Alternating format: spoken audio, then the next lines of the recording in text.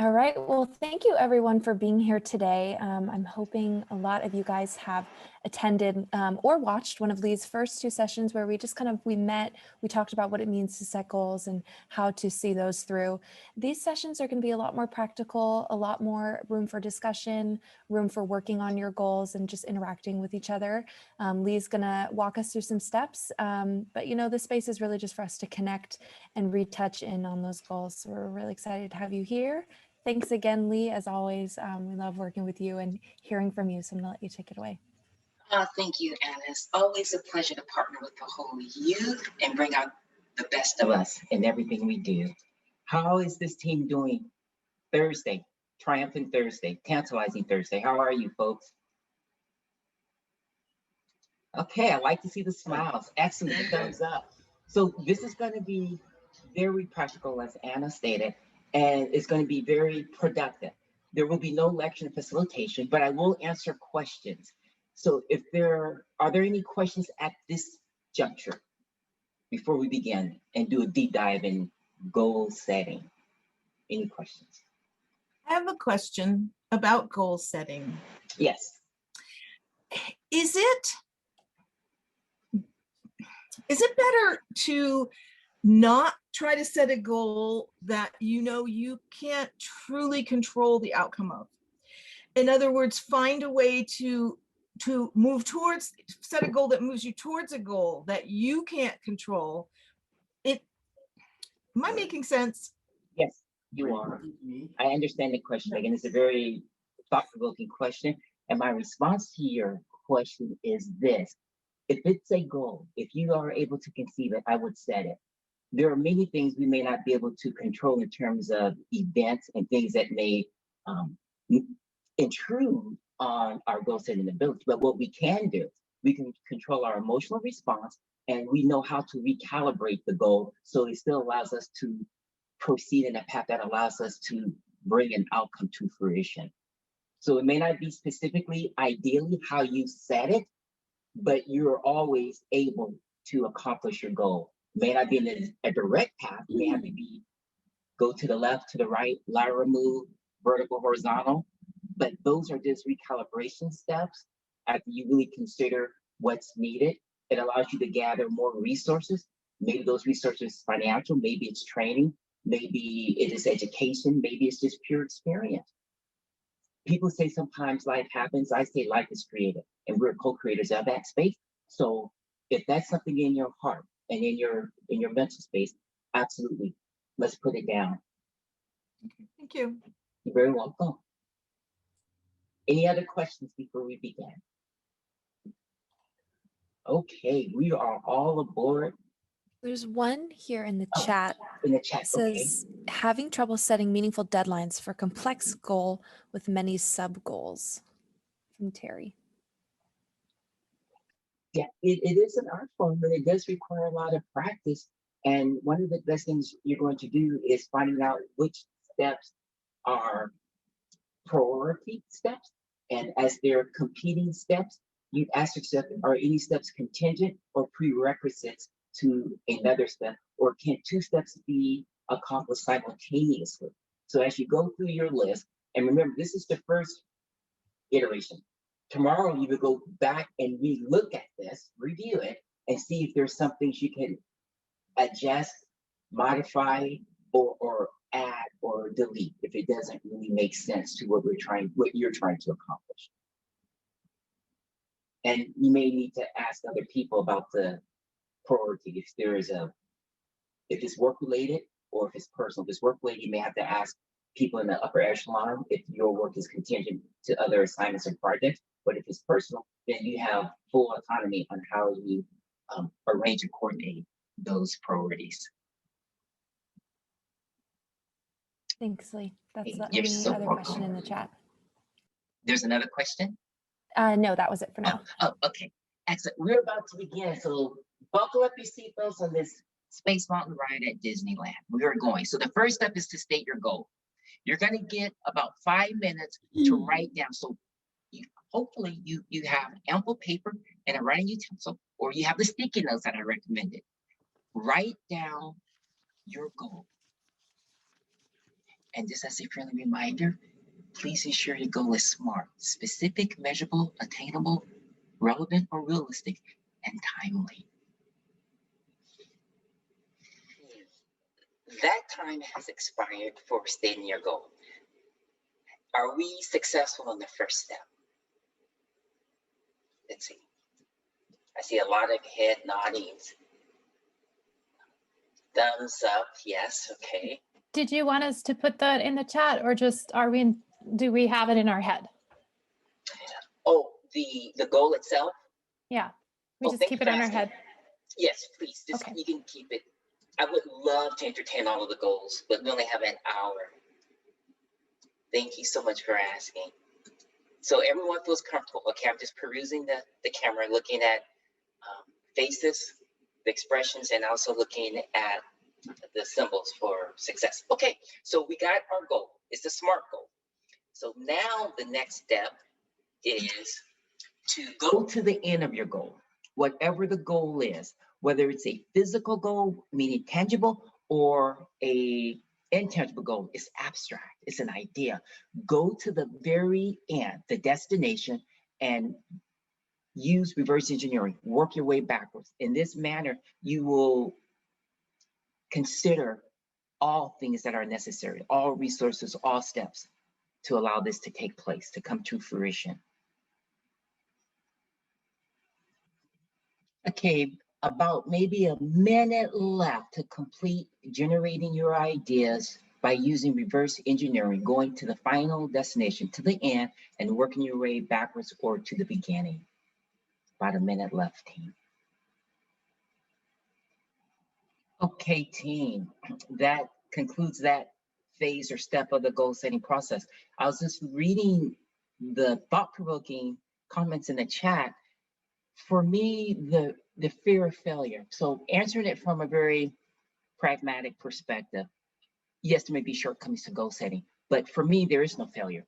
What it indicates to me is when I don't hit a goal, that perhaps I had some deficiencies in resources. What are those resources? Is financial, it could be training, it could be experiences, it could be just an approach or my brainstorming, but it allows me to always be the victor, because the goal is never over until you declare you're done or you quit. And if you never quit and you maintain your momentum and your passion, and this goal really means something to you, and it can also be extended to a greater good, there's no possibility other than consummation, and it will be fulfilled. So that's how I approach that. Some goals are very lofty, very intricate and complex, but in the same regard, when you break them down to the ridiculous, to the most simplest form, to the minutia, you start with that minutia. So going to Disneyland, just thinking about what I want to do is the first step of goal setting. And it allows you to get comfortable. Get some yeses, get something under your belt, get the list ready. That's one step of your goal, to generate a list so you can cross that off. And that makes you feel good. You're already there starting your journey. So the next step, after you generated your ideas, it's time to cluster. It's time to organize. It's time to arrange your ideas into colonies, into similar goal setting steps or comments or energies, if you will. And you will get 5 minutes to accomplish this. And this is why I was stating it's easier on sticky notes, because you can move them around logistically easier.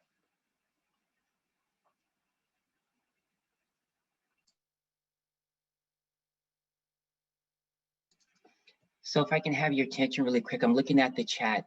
You're clustering your ideas or steps into its appropriate colonies just for this one goal.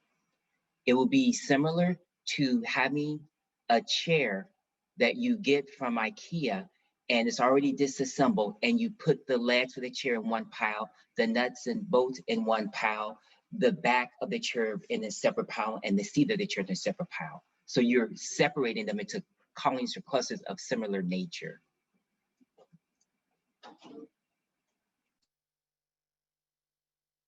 Ideas. So one of the things I want to ask or share with you, just still reading the chat, I'm monitoring the chat very very closely is the idea that, and this will be very brief, why are you attempting to complete this goal? Is it work related? Is it personal? And if it's personal, is it personal for you? Does it resonate with you? Are you doing it because someone else expects you to do it? A family member, peer group? You're doing it for someone in, let's say if you have children. Why are you doing this goal? And that's one of the things that tends to complicate the matter, where passion and motivation may be dwindling, is to really find why and its purpose for you. What is in it for you, the with them. If you have to do it for whatever reason, then you need to attach that goal and anchor it to something that you feel strongly about. Maybe your result does a community a greater good. The process itself you may not enjoy, but the outcome you find quite enriching and rewarding. So that will be your fuel and motivation to continue. Also, breaking the goals down into small chunks. That process of breaking down the goal into bite-sized morsels, like mini pieces of Snickers, allows you to ingest it, to digest it so much more easily. And it's looking at the big king-size bar, it's hard to stuff that in your mouth. So that process is an art form. How do you break it down to where it feels comfortable, but it also keeps you in a path of rhythm that allows you to complete the goal in a timely manner?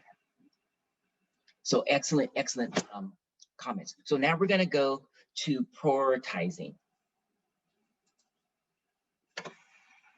You prioritize this. So you have your colonies, your clusters, you have this beautiful arrangement. And now you need to put it in an order that makes sense. It doesn't have to be a chronological order in terms of how it was written down, but an order that's effective, efficient, practical, economical, and emotionally caressing, if you will, because we don't want to have too much internal strife or turmoil while we're doing this. It really should be a fun process. And it can be quite adventurous when you understand the mechanics and you're able to navigate and manipulate these processes and steps. So 5 minutes for prioritizing these colonies and then ranging the ideas in these colonies in some fashion. Okay, and that's the time for that particular step. And depending upon how detailed and intricate your big idea is, then more time may be necessary for you to complete that individual step. So the chat's going very well. Are there any questions up to this point? Yeah, I'm having a hard time. Sorry, I don't have the raise hand feature, so I just jumped in. Oh, no, that's fine. I'm trying to figure out like realistic time frames. This is like a small house project that I'm thinking of, and I have a small space, so I'm like, I keep putting it off because I feel like I have to do it all in one day, because if I don't finish it, where am I going to put the stuff that I'm in the middle of? Okay, and I'm not finding, I don't know how to realistically think through how much time it's going to take. Okay, excellent question. You own the house, correct? I'm just in an apartment, and it just has to do with like unpacking and setting up my jewelry. Okay, how many people are affected? Me, I live alone. Involved? Just me. Just you. me. Oh, it's just you. Oh, so you have all the time that you need, because you can isolate one room for all of your storage, and then you could slowly say what I want to work on in terms of whether it be the bathroom, kitchen, or if you want to say I want to use necessity items so I can function, whether it be to be able to take a bath or shower, be able to cook a simple meal. So I would isolate one room and use it as a complete storage. So my feng shui and energy, where I spend the majority of my time, is rhythmic and is flowing and it's inspiring. Then that space you should use to write your goal. And what's the most important space? What do you have a connection with in your apartment? Is it your bathroom, your bedroom, or your kitchen? That's the first place I would start. And I would start with that space and say, how can I make that space more livable? But before I make it more livable, I just need to arrange the stuff that goes into that space. So I'll go back into that other room and take out things that belong for that one space. and allow myself to just focus on that one space with the items that belong into that one space. Then with those items that you have taken out, you arrange them, kind of like the Kaizen method, into what's similar, all your linen, your clothing for your bedroom, furniture, apparel. And that way you can see what you have and how you can construct better time frames. Thank you. That is so helpful. It didn't even occur to me to put stuff in a different room. Oh, you're so welcome. Absolutely. This is why we're all here. We're championing this together as a team. And the last thing I want to share, I was reading in the chat, the fear of goal accomplishment or even goal setting. One of the things I stated in the first session is that I never let my right hand know what the left hand is doing. It's an old expression my mom taught me when I was a kid. And what it essentially means is that you really don't want to share your goal with people unless you really trust them and they inspire you and motivate you and become a resource for you and an ally for you. Because the moment you share with people that you're not sure if you can trust and you just need to get this off your chest, then you may be surprised. They may say things to sabotage your goal. They may ask you questions. Oh, if I were you, I wouldn't be doing that. And of course, they probably wouldn't be doing that because they're not equipped to do it. They didn't even conceive the idea. But I reassure you, if you're able to conceive the idea, the goal was meant for you. You just have to find motivation and momentum and that passion to say sometimes it's a lonely road. But I will reassure you, I'm always available. You have my email address. I am always available for you to be a support system and to champion you and to motivate you. So we're going to go to the other step, which is, let me click it one more time. There we go. Now you're going to break down ideas into smaller goals. So you just prioritize the ideas. You have your ideas listed, arranged. Hopefully they're on sticky notes. Now you're going to take one idea and break that one idea down into other ideas that allows you to have smaller, bite-sized tidbits. So give you about 4 or 5 minutes for that. Okay, that time has compassionately expired. Now, I have a question for you. How many of you have ever driven a car? You can, okay, I see hands up, hands, thumbs. Okay. Now, I want to ask you a question. I want to use this metaphor or analogy, if you will. When you're driving a car, why would you suppose that the rearview mirror is very tiny? Okay, I should share with you my reason why I asked the question. When you're driving a car, the rearview mirror is very tiny because it's not as important on what you left behind. What you left behind could be voices of others, opinions of others, doubts of others, your own personal fear. And when you look ahead, which is where you're moving and where you're going, the windshield is so much more expansive and it gives you a better perspective of what lies ahead and before you. And it's much more of a clarity. And that's where you should place your focal point. That's where you should invest your energy and your time, because that's in the direction where you're moving. That's where the grand prize remains. That's the light at the end of the tunnel. And when you continue to look at that expansive view, that windshield, all of that greatness and magnificence is out there for you. And that's why it's much larger, because it's still saying, I am available. I am available, but is it worth it to you?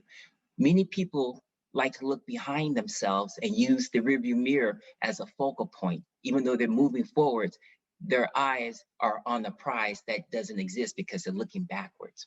So let's redirect our energy, our focus, and our attention ahead like we're driving. Because imagine what happens if you're driving and you focus on the rearview mirror. You're going to get into an accident.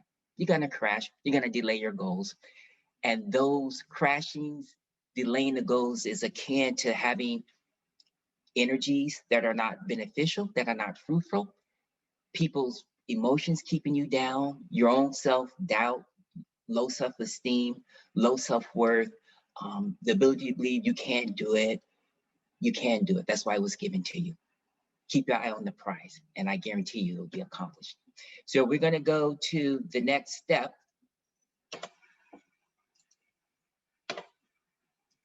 Ask questions. The art of appreciative inquiry. Ask questions about each step. Did you break it down to its most simplest form? Do I have everything that I need? Did I consider resources? What do I need to accomplish that individual stuff now? So you're just going through that process, and it's more or less like a spot check. It's kind of like a review of what you have. This is the best way I've discovered of disassembling or dismantling things I want to accomplish. The goal setting is a desire. It's a roadmap. It's a desire so you can accomplish what you think you need or want. And that roadmap is created by you. So if you are comfortable with what you have, then move onward and forward. I've discovered that this is the step that many people miss because they're in great haste to get something accomplished. But in the military, we said, if you have enough time to do it a second time, you have enough time to do it right the first time. So take a little bit of extra time and consideration to look at that process right there. So I'm gonna give you only a couple minutes for this, about 2 minutes.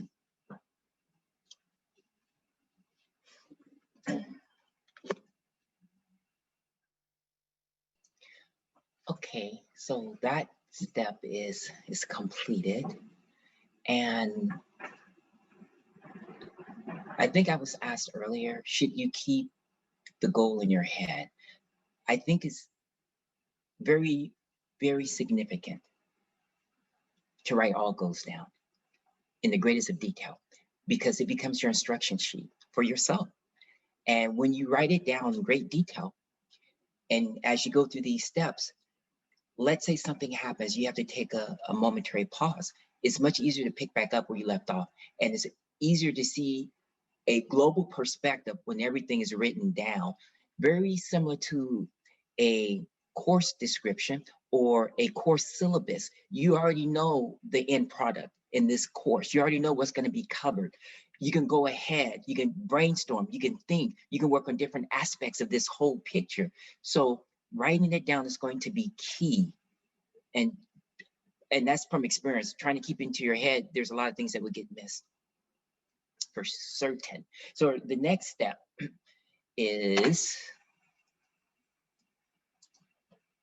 smaller goals. Now this is looking at each step is a goal in of itself. Every step you've written down is a goal in and of itself. And when you get all of these little steps and you combine these little steps, they culminate into one large goal.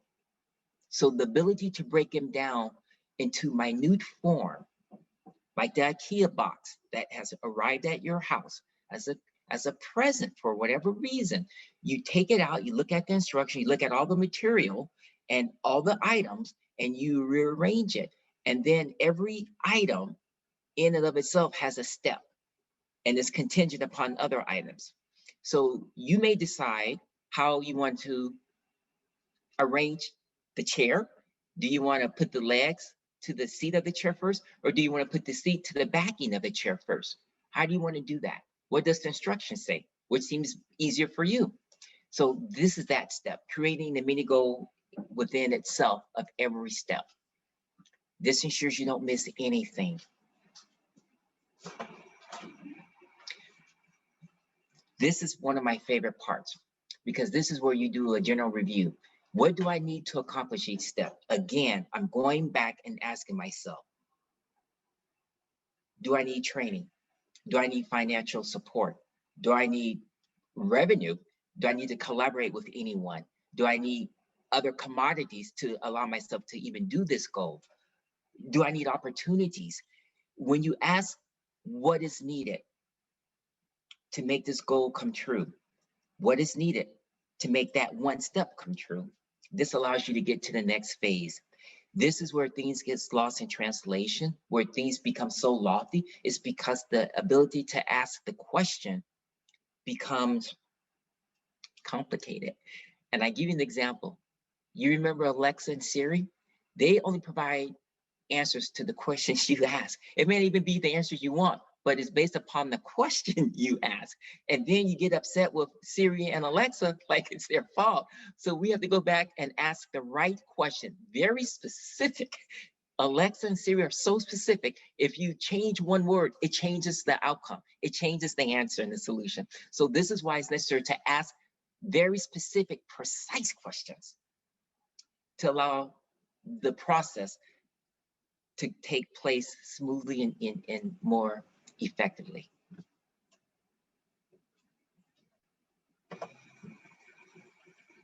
So the spot check. What works for you when you do your spot check? When do you want to take a break?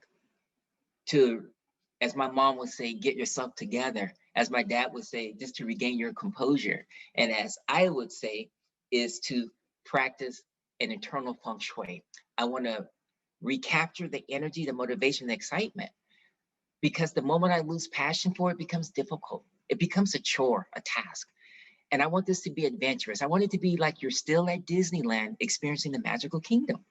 And what can make any goal that way is how you approach it. It's called the fish philosophy. You go to Pike Place Market.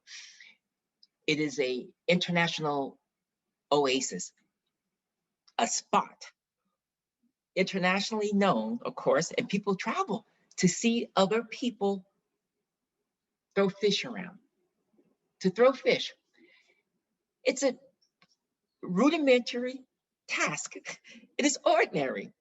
Nothing special about the task in and of itself, but it's magical with the energy, the passion, the love they put into it.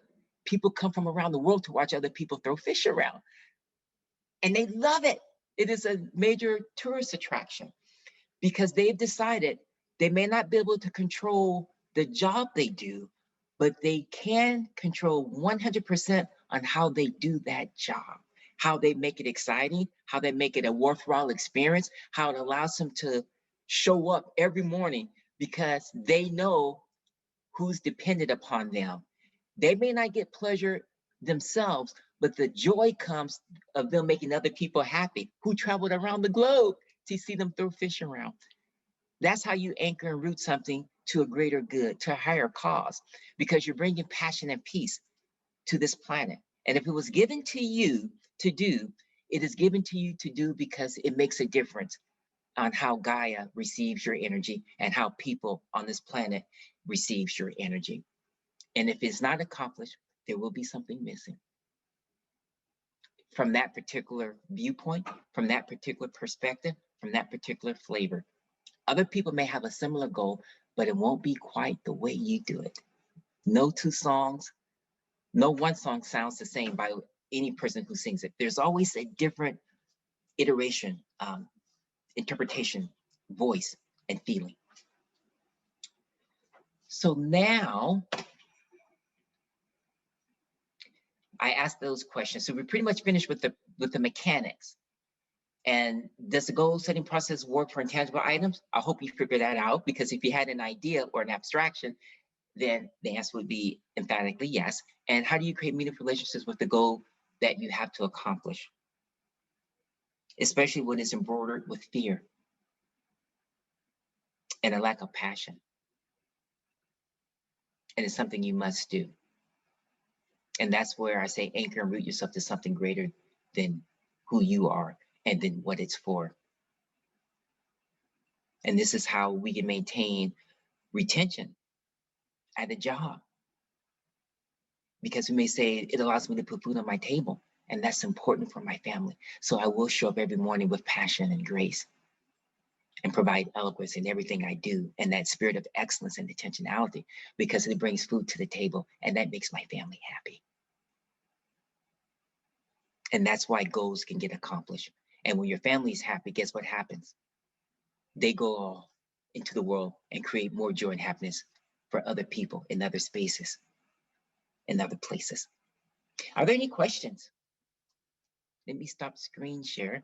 so I can see your awesome, beautiful faces. Are there any questions about what we have accomplished, what you have accomplished? And this works for small goals, it works for lofty goals. It's just how much time do you have? So this was 1 hour. You can do it in 5 days. It can be very more comprehensive. Yes, Giselle. Hi, this has been great. Thank you. Just a You're quick welcome. question. I think sometimes I tend to actually create too many goals. Yeah. Really, really high standards kind of a person. Do you have any guides for prioritizing goals, or how? I assume that is organic and always changing, but Yes, and the first question I would ask is it personal or professional? Meaning, is it work related or is it just for your personal fulfillment? And if it's for work related, then that's where I would say what needs to be done first based upon the overall vision of your department and how that one goal is connected to other goals or projects that other team members are doing. If it's personal, my first question is what will bring you peace of mind and joy? Which goal brings that joy to you?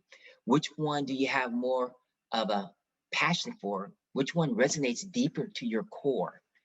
And then why are you doing it? When you look at the different goals, why are you doing it? And when you come up with an answer that seems to be more holistic, more organic, more of a greater good, and that greater good could be all because it just makes you wake up in the morning and smile. And that's important because that changes everything. So that's how I would make distinctions between that. You're so welcome. So was this helpful for everyone? Oh yeah, super Yes. helpful. Thank you, Lee. You're so welcome. And this is what Yes, thank everyone you. typically miss because we're in such a rush in the institution of higher learning. We have so much to do, so much productivity and performance to create that we forget this first step. Remember, this step here is the fuel for your vehicle to travel to Disneyland. Without the fuel, your Ferrari's just looking pretty in your garage. Fuel it up so you can go places. I love that analogy. Well, thank you so much, Lee. Thanks to everyone who made some time and stuck around a few minutes after. I'm just going to leave you with, we have a lot coming up in March. We went a little crazy the whole year for March. So definitely go ahead and check out that events page, sign up for things you can make time for. And as you know, we're recording as much as we can so you can watch on your own time. I hope you guys have a great rest of your day. And Lee will be back on March 12th to do another one of these sessions so we can come back together then. All right, you guys, I hope you all have a great day. Have a remarkable day, people, team. Thank you, Lee. Thank you so much.